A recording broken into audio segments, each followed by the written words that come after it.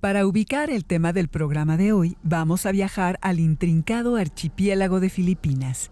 Este archipiélago está bañado por los mares del sur de China, Filipinas, Celebes y Sulu, en el Océano Pacífico. Parece una continuación del norte de Indonesia y también parece estar mirando hacia el sureste asiático. En efecto, su origen es austronesio y originalmente fue poblado por habitantes procedentes de la India, siglos más tarde por musulmanes y finalmente lo conquistaron los españoles. De allí su nombre, Filipinas, se le dio en honor del rey de España, Felipe II, conocido como el Rey Prudente. Y esta es Manila, la capital de Filipinas. Al ser conquistada por los españoles, fue amurallada y se convirtió en uno de los puertos más importantes del mundo. Desde 1565, cuando empezó la colonización española, y hasta 1821, cuando México se independizó de España, el archipiélago de Filipinas fue gobernado por el Virreinato de Nueva España, hoy México. El catolicismo se impuso como religión. Se fundaron escuelas, hospitales y universidades, y la expansión musulmana que había iniciado en el siglo XIV se detuvo. Durante estos 2 siglos y medio, los españoles controlaron el intenso comercio que Manila sostenía con la India, China y Japón. Ellos introdujeron la nueva ruta que transportaría las preciadas mercancías asiáticas que demandaban los europeos, los criollos novohispanos y otros americanos, especias como canela, clavo, pimienta y nuez moscada de las Islas Molucas, y el té y el lino de la India. De China, la porcelana, los diamantes, las esmeraldas, las perlas, el marfil, los muebles de madera, el ámbar, la laca, los tintes, las sedas, las espadas, los cuchillos, el nitrato de potasio para elaborar pólvora y el mercurio para extraer plata, el algodón de Filipinas y otros productos de Japón. Casi todas estas mercancías eran de lujo, pero la cantidad y la variedad de mercancías aumentarían con el tiempo. 1 o 2 veces al año, el galeón de Manila, también conocido como Nao de China, cruzaba el Océano Pacífico en 4 meses. En total, los viajes de ida y regreso entre América y Filipinas duraban aproximadamente 1 año. El galeón llegaba a los puertos novohispanos de San Blas, Cabo San Lucas y principalmente a Acapulco. El galeón no era un solo barco que iba y venía. Se trataba de un conjunto de naves, de galeones precisamente, cada uno con su nombre y tripulación. Algunos de los nombres de los galeones hacían honor a santos católicos o a alguna advocación de la Virgen María. La llegada del galeón de Manila a Acapulco provocaba el revuelo de toda la Nueva España. Era el acontecimiento más importante de todo el virreinato, porque constituía un negocio fabuloso para los mercaderes. Sus beneficios oscilaban entre el 100 y el 300% del capital invertido.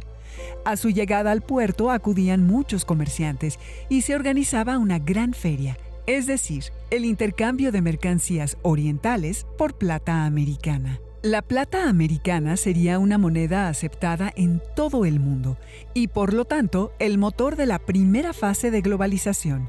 De allí la importancia de la explotación de este metal. ¿De la globalización? Correcto, porque todos los productos adquiridos en Acapulco, altamente codiciados por su calidad, serían transportados por tierra a Veracruz y de aquí embarcados nuevamente en las llamadas flotas de Indias hacia los puertos españoles de Sevilla y Cádiz para ser distribuidos por toda Europa. Claro, si los piratas dedicados al contrabando no los interceptaban. Esto significa que las mercancías casi le daban la vuelta al globo. Los chinos, como buenos comerciantes, no se conformaron con ver salir de sus tierras las mercancías para que otros se beneficiaran con los negocios. A donde iban sus mercancías irían ellos, fundando barrios chinos en Filipinas y en toda América. En Manila, fuera de la ciudad amurallada, los chinos instalaron un famoso parián.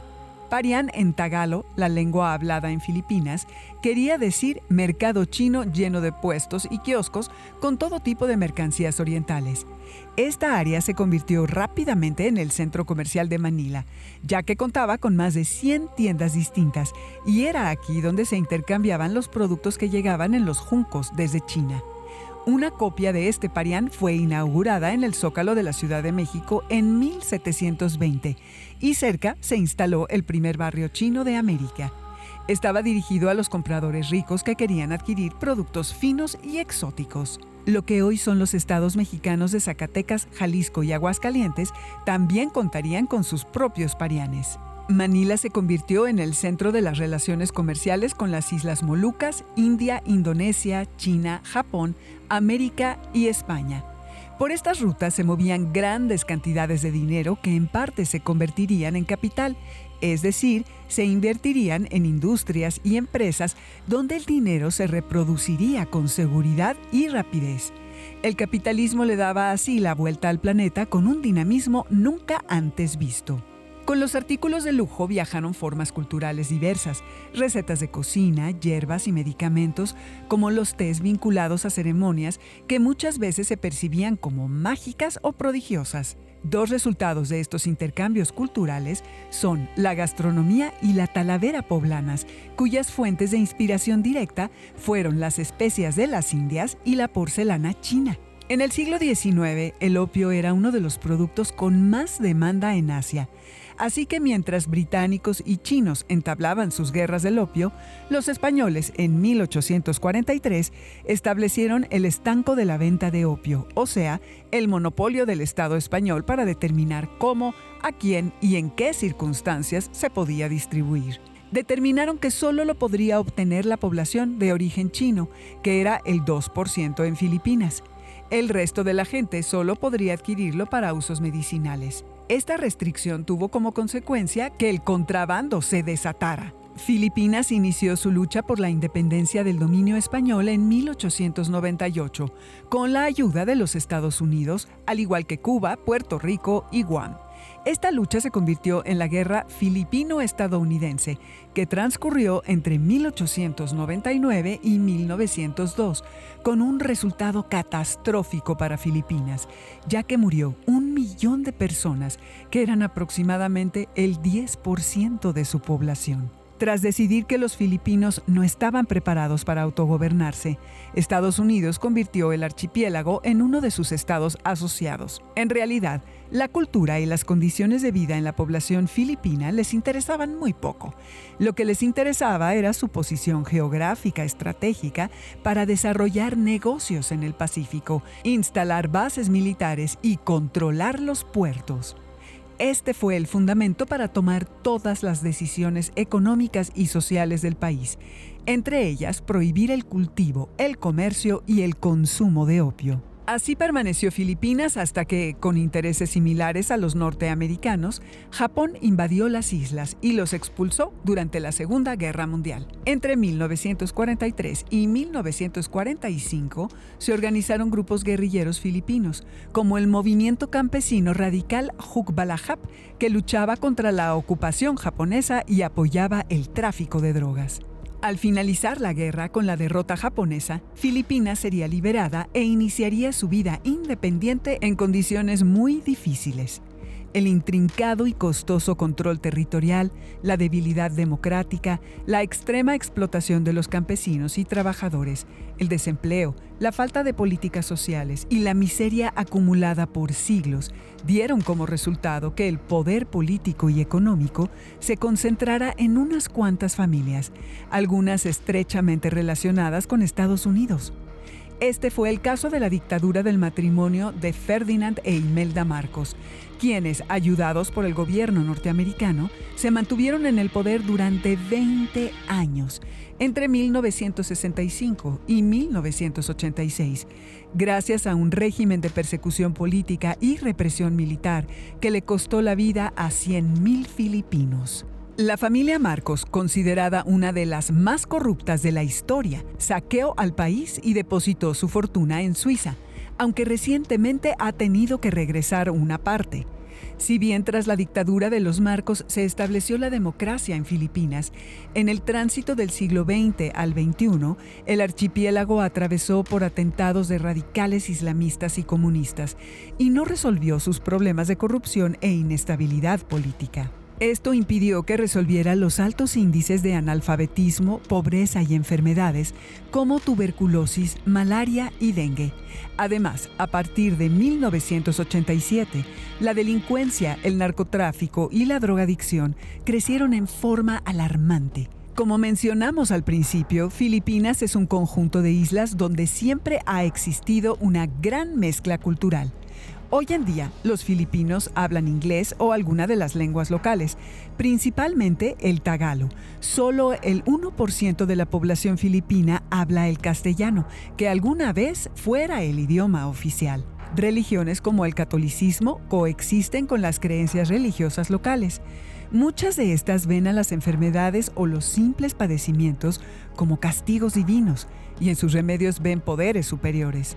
Una gran variedad de plantas medicinales se usan con fines terapéuticos y medicinales, y esto propicia la ampliación de posibilidades para usar estupefacientes que causan adicción y daños irreversibles a la salud. En las últimas décadas, la drogadicción en Filipinas se multiplicó entre la gente de bajos recursos, o sea, entre la mayoría de la población. La droga más famosa en este sector es el shabú, también conocido como la droga de los pobres. Básicamente es una metanfetamina cristalina, o sea, un superestimulante que comúnmente se elabora en laboratorios clandestinos y se quema para inhalar sus vapores. El poder adictivo de esta sustancia es muy superior a la cocaína y sus efectos sobre el sistema nervioso central son tremendos, ya que puede mantener a una persona despierta varios días mientras ocurren lesiones cerebrales irreversibles y letales en corto tiempo o infartos repentinos.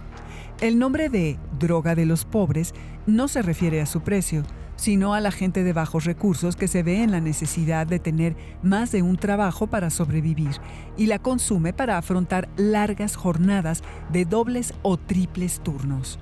Los medios de comunicación masiva y las redes sociales han contribuido a popularizar el consumo del shabú, el cual es ofrecido como una experiencia única.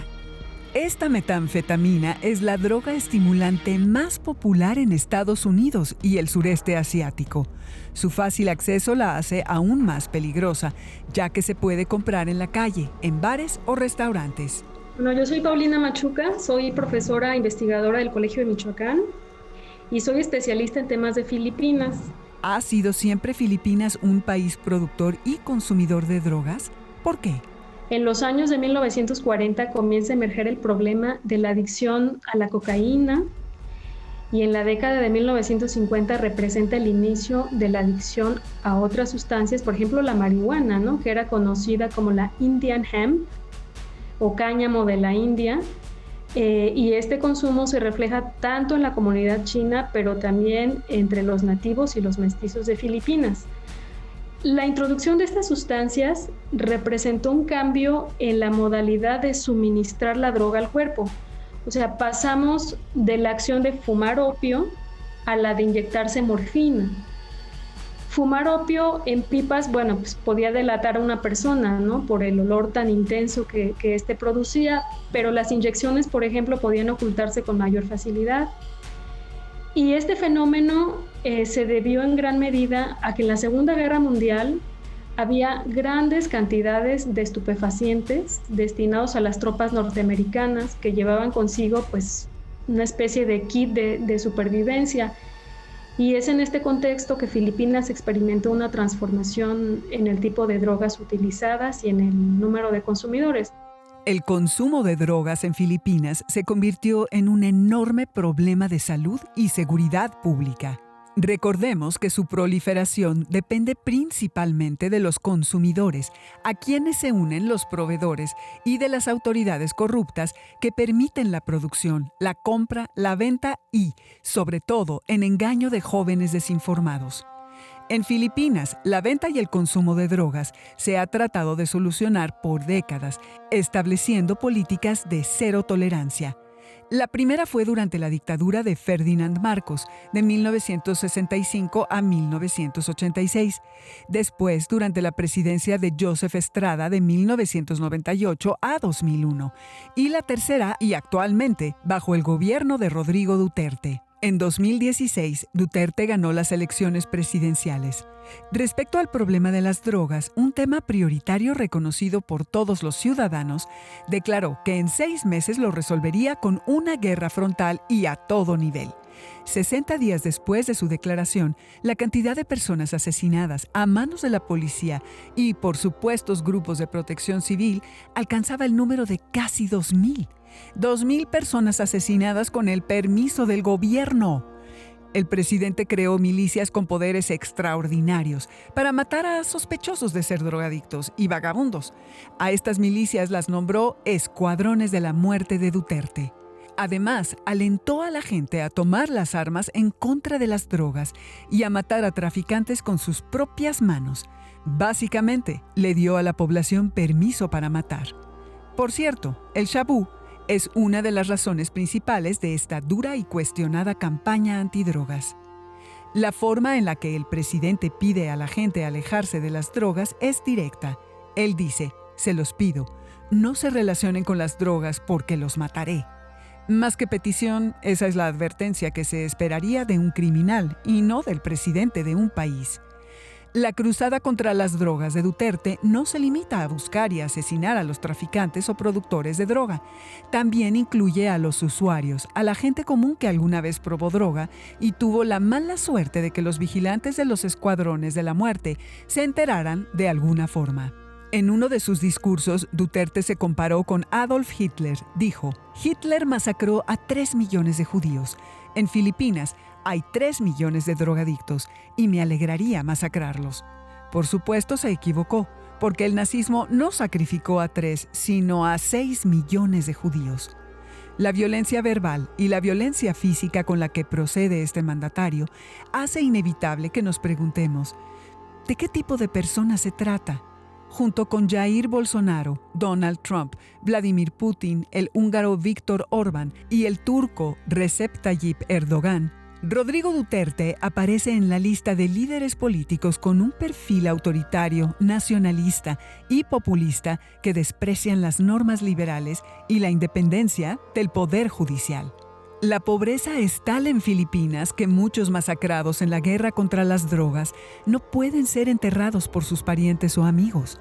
Algunas funerarias reciben cientos de cuerpos sin identificar que fueron asesinados en la noche y encontrados en la mañana, o gente desconocida que alguien, por buena voluntad, lleva a enterrar. En otros casos, los familiares ni siquiera se molestan en ir a identificar los cuerpos porque no tienen para pagar su sepelio. Algunas familias instalan juegos de azar como bingo y ruleta afuera de las funerarias para generar algo de dinero con las apuestas y así poder pagar los sepelios de sus seres queridos. La ley filipina permite el juego durante los velatorios para ayudar a las familias a costear los gastos del funeral. En estos casos, la velación se alarga normalmente durante una semana, pero se han dado casos en que la policía ha tenido que ir a cerrar el negocio y obligarlos a enterrar el cadáver después de un mes de intentar generar dinero jugando a las cartas. Los métodos para lidiar con el dolor son variados. Los casos de asesinato son tantos que los reporteros de tabloides y Nota Roja han optado por mudarse a las comisarías de policía para estar cerca de la noticia. Al enfrentar el problema de las drogas como lo hace el presidente de Filipinas, no se respetan las leyes internas ni los derechos humanos. Se torturan personas, se matan con métodos crueles y se marcan sus cuerpos para señalar que trata de un crimen de guerra. Desaparecen personas y sus restos reaparecen con signos de haber recibido golpes. Así la guerra se acompaña del miedo y el terror.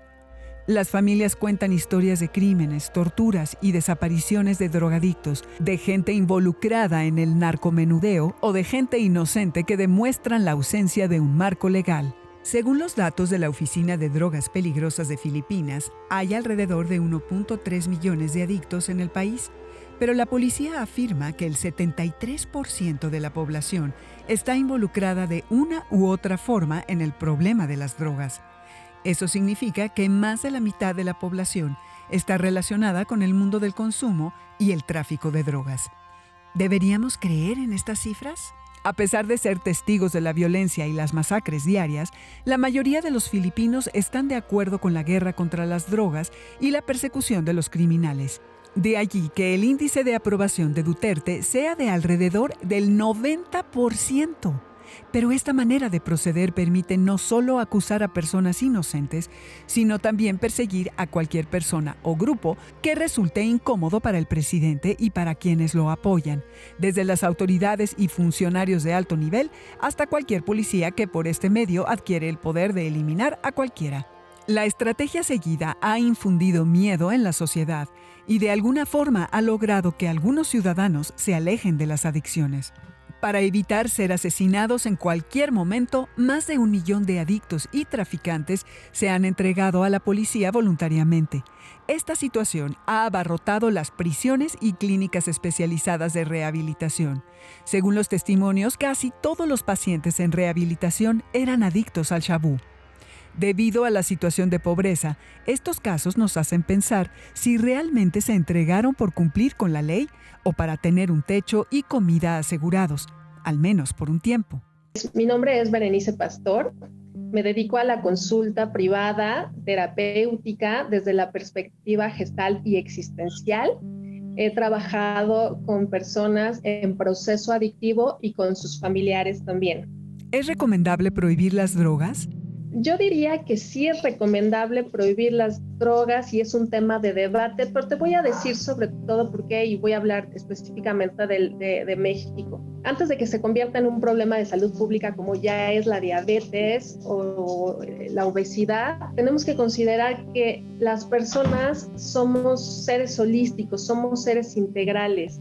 La adicción afecta a niveles fisiológicos, biológicos, cognitivos, comportamentales, relacionales, psíquicos, o sea, soy un ser integral. Entonces, viéndolo desde la perspectiva de salud, sí, sin duda. Otra cosa importante es que no nada más es prohibir, me parece que también tendría que haber un trabajo de desmitificar las drogas naturales, medicinales, ancestrales y decir, evidenciar que están hechas en un alto porcentaje de componentes sintéticos. Eso es importantísimo. También hay que evidenciar que en los últimos años se dispararon la introducción de drogas nuevas y emergentes con altísimos niveles de adictivos, de daño, por supuesto, y fatales, ¿no? Como el fentanilo, por ejemplo. Entonces, me parece que es un tema serio de salud pública, sí. ¿Qué intereses pueden haber detrás de las prohibiciones de las drogas? Lo ideal sería una preocupación genuina por la salud de las personas. Sin duda alguna, eso sería la respuesta ideal.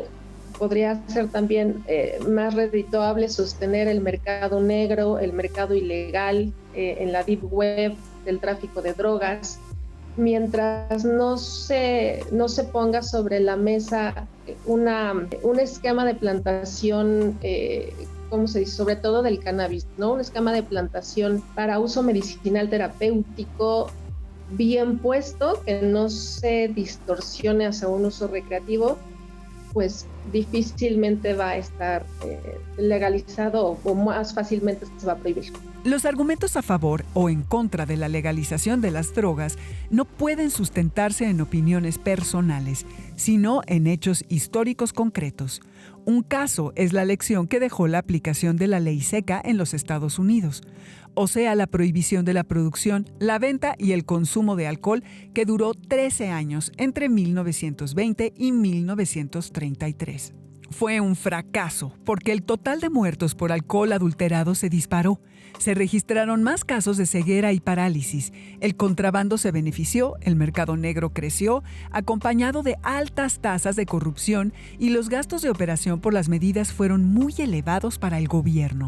De esta y otras experiencias podemos concluir que las mafias son las más interesadas en que los gobiernos conserven leyes contrarias a la legalización de las drogas y permitan el establecimiento de monopolios en las zonas donde producen y comercian a fin de determinar precios más elevados al eliminar la competencia. Para evitar que otros ofrezcan drogas a precios inferiores o se entrometan en su zona, los traficantes invierten en armas cada vez más sofisticadas y en sobornos a las fuerzas de seguridad. Esto produce altos índices de criminalidad, pero también, como en cualquier comercio, para permanecer en el mercado, se inventan nuevas mercancías con distintos precios y consecuencias igual de variadas. ¿Dónde está realmente el problema? ¿En las medidas extremas para controlar el uso y la distribución de las drogas? Parece que el problema está en el consumo, porque lo que no se desea no se vende, y lo que no se vende no se produce. Habrá que seguirlo discutiendo, y para eso los conocimientos históricos son claves. La historia nos enseña que las adicciones están motivadas por muchas causas sociales. Es necesario analizar su complejidad para explicar las razones del aumento en el consumo de las drogas en las últimas décadas y la manera de resolver los problemas relacionados con ellas. Porque finalmente, el objetivo principal de estos estudios es que las drogas dejen de ser el viaje al fin de la vida.